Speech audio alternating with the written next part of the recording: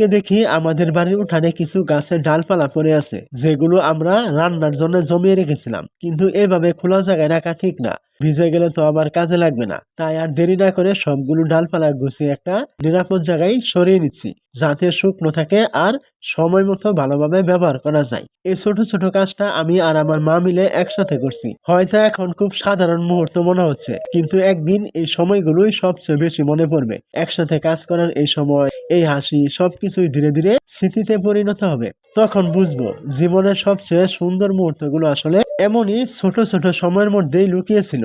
নিজের পরিবারের সাথে মিলে ছোট ছোট কাজ করার যে অনুভূতি, সত্যি বলতে এটা বলে বোঝানো সম্ভব না। একসাথে কাজ করতে করতে কখন যে ক্লান্তি হারিয়ে যায় আর জায়গা করে নেয় অদ্ভুত এক ভালো লাগা। তাই বুঝতেই পারি না এই ছোট ছোট মুহূর্তগুলো আসলে জীবনের সবচেয়ে বড় সুখ, যেখানে ভালোবাসা, দায়িত্ব আর একসাথে থাকার আনন্দটা নিঃশব্দে জমে থাকে হৃদয়ে।